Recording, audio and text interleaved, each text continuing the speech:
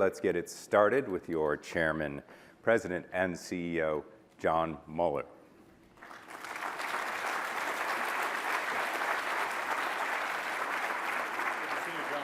Good to see you, sir. You sit facing the audience. I'll sit over here. Well, thank you for helping us kick this off again. Happy to do so. Yeah. Just one thing before we get started. Yes. Mark asked if who wanted a clean set of clothes. I do. I've been traveling for 3 weeks out of a very small suitcase. I just got in this morning. I didn't have a chance to go home. So if I look a little rumpled, just put up with it. I think that's a pretty sharp jacket, though. Well, thank you. I'm going to ask who your tailor is and grab one of those. So this year's theme, I feel like when we developed it, we were channeling you. Market growth, value creation, two terms that certainly we've heard a lot, and I think they're very associated with your tenure. So can you tell us what they mean to you? Well, market growth is the most sustainable and profitable way to grow share. So sometimes we get confused and say, well, we're not interested in market share anymore. No, we're very interested in market share. But how do we build that, again, in a profitable and sustainable way? And by definition, if we disproportionately contribute to market growth, we will build share. And we'll do it in a way that's accretive to our retail partners. They don't care what our share is, really. What they care is what's the market growth and how does that affect shopping behavior. We won't get into this trap where we start competing with each other in a way that brings all boats down. We want to lift all of the boats. I also think that market growth is a very important concept because of the standard it establishes for our delivery. If you're going to grow what in some cases are, some people would call mature markets, you have to innovate at an even higher level than if all you were trying to do was take share. You have to communicate in a way that increases the relevance of the products that we offer and the consumption of them. So it's very important too in establishing a standard of performance for all of us. Now, if all we do is grow markets and don't create value, remember the slide that Mark showed? I told the GLC last week or 2 weeks ago, 3 weeks ago, in Chicago that all that I knew was captured on that slide, and I don't know anything more than that. And one of the things that's there is delight of consumers, customers, employees, society, and share owners. And I'm totally convinced that if we don't accomplish one of those, we will accomplish, if we fail to accomplish one of those, we will fail to accomplish all of them. Right? So we have to create value in the process of growing markets, or we're not going to have the support of shareholders. We're not going to have the financial wherewithal to continue to invest in superiority. It's all, as Mark said, integrated. Yeah. Now, you know, it did take me a few years to get my head around the idea of market growth, of growing not just your share, but growing overall market. A lot of business is driven by win and beat the other person, right? So how have your customers responded to you being, you know, out there really pushing this idea of lifting all boats? That was a question I had too when we started on this journey. They've generally responded in a very positive way. I want to thank all of you who've been involved in our progression on that journey, moving from what were really transactional relationships to what have become much more strategic relationships. Starting the conversation with how do we grow the market and how does that create value for each of us? Thinking through one integrated supply chain and how we create value through that and are able to invest and therefore grow the market. It's not perfect. I mentioned I've been traveling. I was in Singapore, Korea, and Japan last week. I saw kind of two ends of the spectrum in terms of our ability to convert these discussions into much more strategic discussions focused on superiority and therefore market growth. And the results mirror where our businesses are on that spectrum and where our customers are with us. So if we look at Korea grew in every category last year. They grew sales, they grew share, they grew household penetration, they grew profit. And they have one of the best articulations I've seen, both internally and then externally with customers, on how what Mark just showed us all fits together. There are other markets that aren't as far on the journey, and we all own that. But the business results in those markets don't surprise me. They're not accomplishing what, for instance, Korea is accomplishing. But generally, think about Europe. Europe was heavily transactional from a retail customer standpoint. And that is really not the case anymore. Now, all of that depends on our ability to continue to grow markets for our customers. If we talk about market growth and don't deliver it, it's not worth anything. So that's why I'm excited about today. I think we'll each get some more insights into how we can operationalize this better in our business and continue on the journey. Yeah. Just a sidebar, but can you define for me what you mean when you say the customers used to be, or maybe in some cases still are, transactional?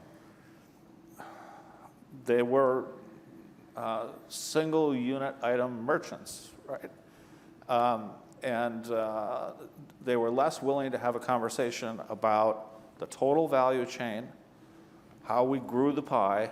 They were much more interested, if I reduce it to something very simple, to the price that they were going to pay for Right. the item that you were offering. Right. And that is still, of course, part of the equation. But the more we can get to more holistic considerations of value, and how those grow value for consumers, right? Consumers, price is important, but so is performance, so is aesthetic, so is the usage experience. So moving more into that realm, John, in terms of the conversation we're having, and how do we co-design innovation that effectively does that? That's a much different conversation than what's my BDF, my funding going to be from you. Well, let's talk about how we, let's talk about funding, but let's talk about how we put that to work and leverage that in a way that accomplishes what we've just been talking about. So Signal offers us a chance to look backwards a little bit over the year or two that's happened. What are the lessons and insights from the last year or two? This organization is capable of incredible things.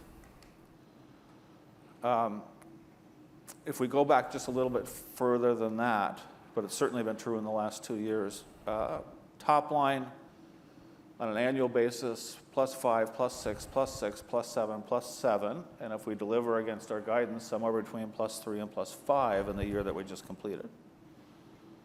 Bottom line, between +8 and +9 on average. Our guidance for this year is between 9 and 11. And that wasn't easy. I mean, you accomplished that in very difficult circumstances, whether it's increased divisiveness across the world, whether that's the highest consumer inflation in 40 years, whether that's the cost that you've overcome. And in doing that, you created, over that period of time, over $200 billion in value, in market cap. Okay. That's more value in that 5 or 6 year period of time, and the year we're just completing will be no exception, than most of our competitors have created over their entire history as a company. So Unilever, 95-year-old company, market cap $139 billion. Remember, you created 200 in just that 5 or 6 year period. We're edging up to 400. We have competitors that have been around, like Colgate, for over 200 years, 215 years. Market cap between 65 and 70 billion, right? So I don't, and in that process, you've created the 17th most profitable, most valuable company, publicly traded company in the United States, the 22nd most valuable publicly traded company in the world. And this is at a time when the world is rushing by us. When you look at the tech sector, for example, and say, you know, we can't possibly be creating as much value as other companies. We are. That 17 was 18 last year, so we moved up the list. That 22 was 25 last year, so you moved up the list. Now the test is, in terms of learning, and again, that's what we're here for today, can we play that forward? One of the questions I get from the organization, from analysts, from the board of directors is, have we finished climbing Everest? Is this all downhill from here? And I think nothing could be more wrong. I tell the board, we have more challenges than we've ever had as a company. That's the bad news. The good news, we have more opportunities than we've ever had as a company. And it's our job to continue to keep our learning fresh, to understand how the world's changing around us, and play that forward, just as you've done recently. So that's only one thing, John, but it's a very, very important thing, and it gives me a lot of confidence in what we have ahead of us. So next year, if we're not at 16 or above, we're going to have some problems here. Yes, we'll have a discussion. All right. You often say, don't get tired of the strategy. You've also said, I think you might have even said it last year, that it can be boring to say this over and over again, but don't get tired of it. For those who want a reminder, remind us of the strategy, and we promise not to be bored. Starts with balanced top and line growth. Then we'll talk about how we deliver that. Why is balance important? You've heard me talk about this many times, but it's worth repeating. What's the correlation between our top line growth and our share price? It's 11%. It's very low. What's the correlation between our bottom line and our share price? Bottom line growth and share price. It's also low. It's 17%. When you put those two things together, total shareholder return, and look at that correlation to our share price, it's 67%. Right, so this is a strategy that is not a or strategy. You can't pick and choose. It's about balance. We've talked about market growth. We've focused our portfolio on daily use categories where performance drives brand choice. We must perform. That's where superiority comes in. And the data are very clear on the need to deliver against each of those vectors of superiority. If you look at our top 25 category country combinations, where we judge ourselves to be superior in 4 out of 5 of those vectors, we grow the market, we grow household penetration, we grow sales, we grow share, we grow profit 80% of the time. And where we judge ourselves to be superior on 3 or fewer of those vectors, the answer is exactly 0. So I can't stress to you enough the importance of superiority in an integrated, holistic way. That won't happen. We have competitors across the world that are investing significantly to improve their positions. We have a situation in China, and this is not judgmental, it's just factual, where they've, in many categories, including some of ours, overbuilt their industrial capacity in anticipation of market growth that's turned the other way. That capacity is going to be utilized. So we're going to see those products show up. We're already seeing it show up in many of our markets around the world. So we can't stand still in terms of our investments in superiority, and we're going to have to be able to fund those in order to simultaneously create value. Mark talked constructive disruption. We have operated, the broad we, have operated in the same organization model, generally, a heavily siloed functional organizational model across multiple industries for 100 years. There's nothing wrong with that except that the world has changed in 100 years. And we need to at least ask ourselves the question, is this in its entirety the right way to optimize value and grow markets? Or should we be constructively disrupting even how we think about the organization and assignments, much more outcome-based as opposed to starting with a functional lens? Nothing wrong with functions. We need to maintain functional expertise. But this is an area that's an example of constructive disruption that we need to deliver against. And by the way, it fits into the last element of the strategy, which is a highly empowered, agile, and accountable organization structure. So long-winded, but that's it.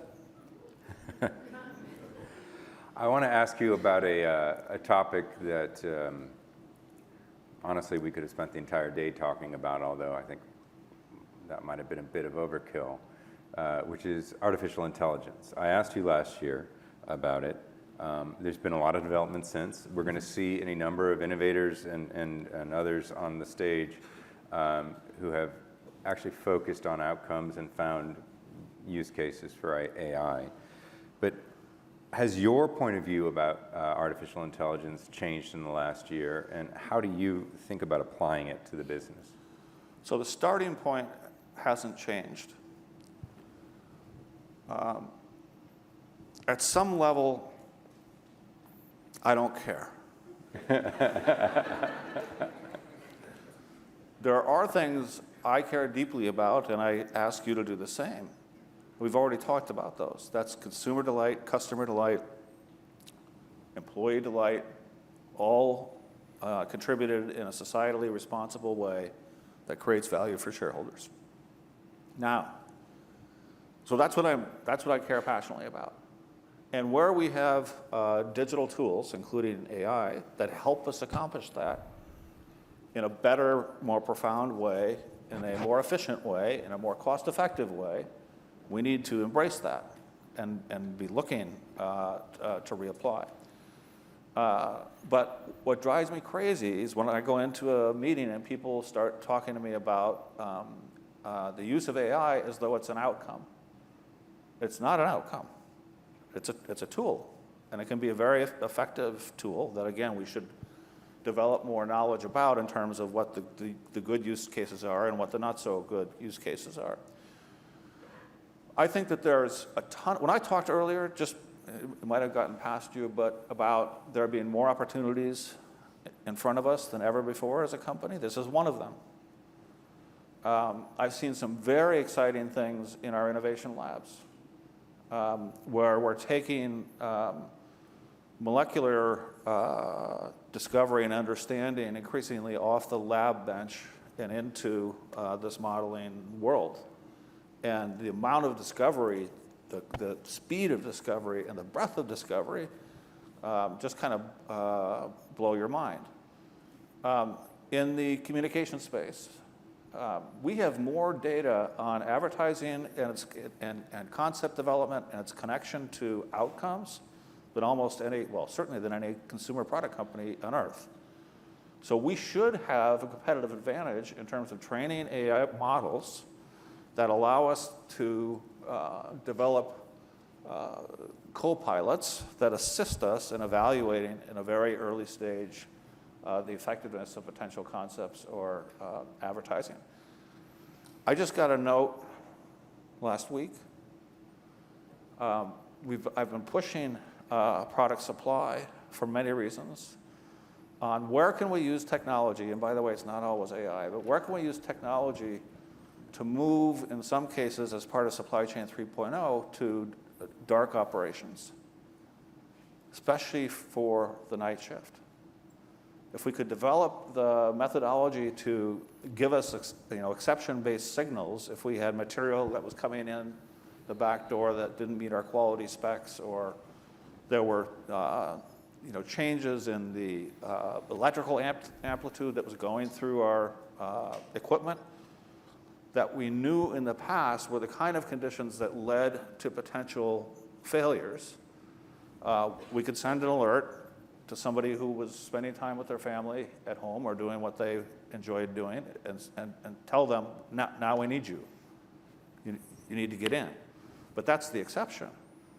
Instead of being there all night waiting for something to happen. So those are just a couple of examples of where I really think there is merit.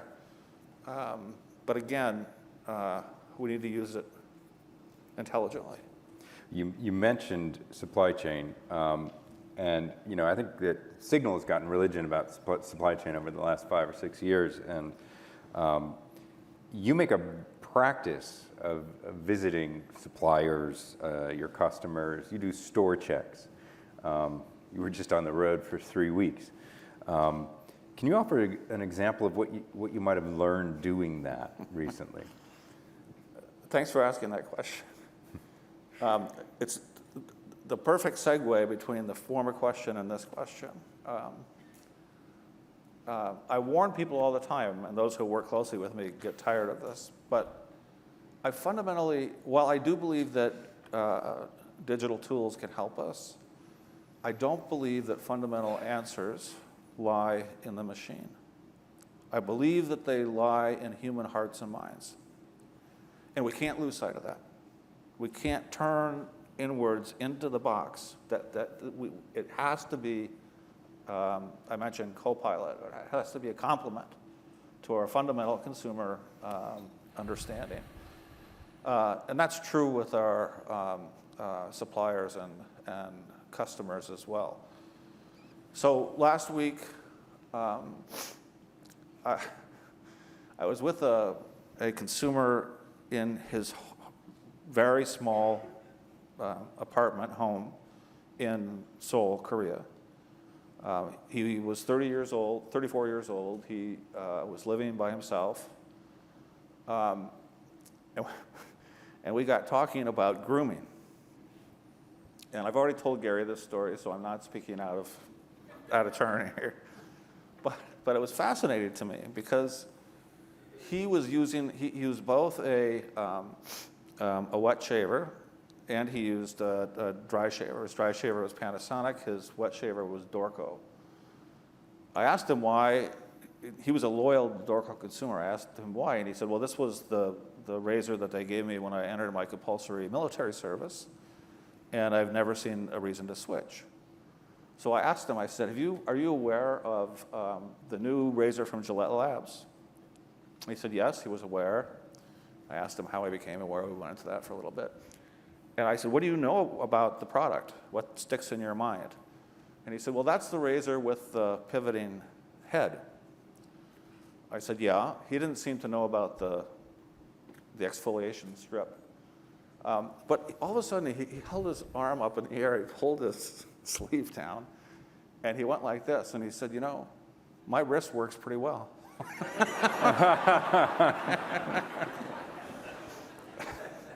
So those are the kind of profound learnings that you get. Well, we're out of time, but I want to end with, what would you like to say to the audience here in the room and thousands out online? What final words of advice for how they take in the day?